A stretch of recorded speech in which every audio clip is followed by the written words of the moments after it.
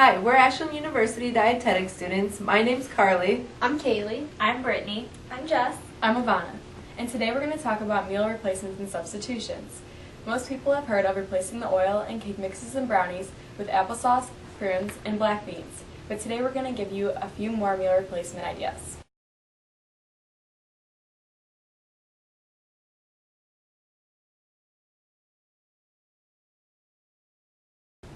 We're going to start with an eat this, not that segment, and I'm going to start with breakfast.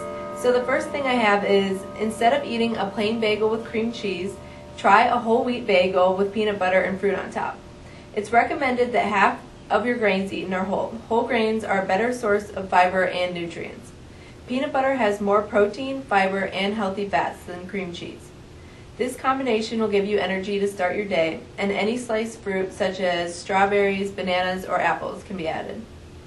Instead of eating sugary cereal, try plain rolled oats. Oats have protein and fiber.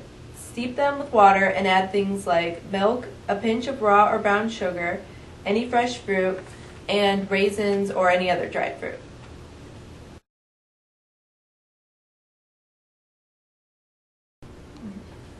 For lunch, instead of going to the local fast food joint and picking up a cheeseburger, fries, and a Coke, try packing a healthier lunch, such as a turkey club sandwich, which is just turkey, lettuce, tomato, and half a slice of white cheese, which is typically less saturated fat, on whole wheat bread with an apple, carrot sticks, low-fat dip, and a water bottle. Or a chicken breast, usually about the size of a deck of cards is a serving, with a whole wheat roll, steamed vegetables, a banana, and a glass of fat-free skim milk. These options are generally lower calorie, lower fat, and higher fiber. And you can have any of these for breakfast as well.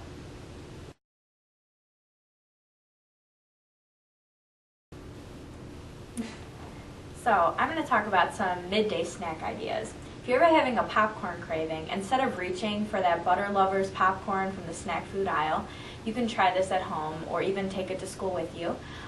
It would involve taking a brown paper lunch bag and filling it with a third cup of popcorn kernels and folding it twice over the top, putting it in the microwave, and you could still use the same popcorn button if you want, and popping that, taking it out, and you can use some unsalted butter or salt-free herbs to season it. Another popular snack idea is peanut butter, and that could be paired with some fruit or vegetables or crackers, and it's important to look at what kind of peanut butter you're buying. A processed peanut butter brand would be like Skippy or Jif, and that has partially hydrogenated oils and more salt and sugar. And a better option is a natural ground peanut butter or salt that has less salt and less sugar, and it has a natural oil on top that can be mixed in, and it's healthier for you and it has less calories.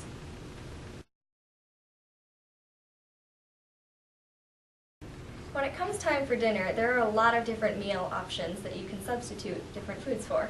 One of your favorite meal options is usually lasagna. Whether you like meat lasagna or vegetable lasagna, making it homemade instead of buying it frozen is a much better option. It can cut the calories by up to 2/3 and reduce the sodium content by almost 50%. Choosing to make it homemade can also add more protein, vitamin A, and calcium. Another option is to look for the 98% lean ground beef in the grocery store instead of the 50%. The percentage shows you how much fat there is and how much meat. Instead of making chicken breasts, try switching them out for baked cod fillets.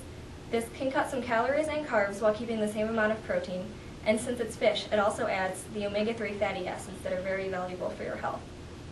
A common side dish to go with fish is usually rice. Instead of rice, try switching out quinoa, because it cooks about the same, tastes the same, and is much healthier because it adds more fiber.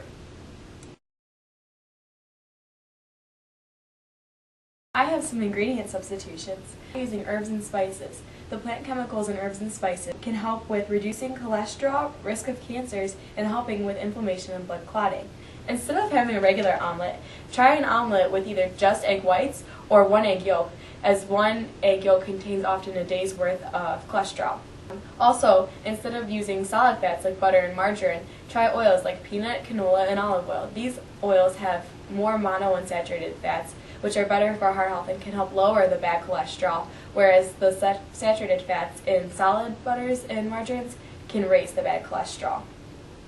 Also, when you're choosing meats, try and go for leaner options like skinless chicken or a cold water fish like salmon, mackerel, or trout. And also try and go for choice and select cuts of meat, or those that say loin or round, versus the red cuts of meat that say that are like ribs or a T-bone steak or a prime cut, because those have higher levels of saturated fat, which again will raise your bad cholesterol. And then we're about to go into the kitchen and show you an example of how to replace refined grains in a product with whole grains. Whole grains have more fiber that can help with heart health and reducing cholesterol and keeping you fuller longer. Okay, so now we're going to demonstrate how to make the two different kinds of pancakes. The two recipes are very similar in ingredients and price. The only major difference is that these are going to be made with whole wheat flour, while these are going to be made with refined bleached flour.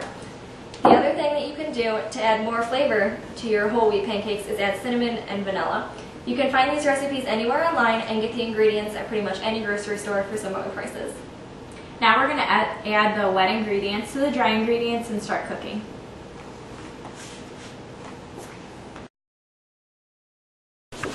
Okay, so we have our whole wheat pancake and our refined white pancake, and these two are going to taste test them for us and let us know how they are.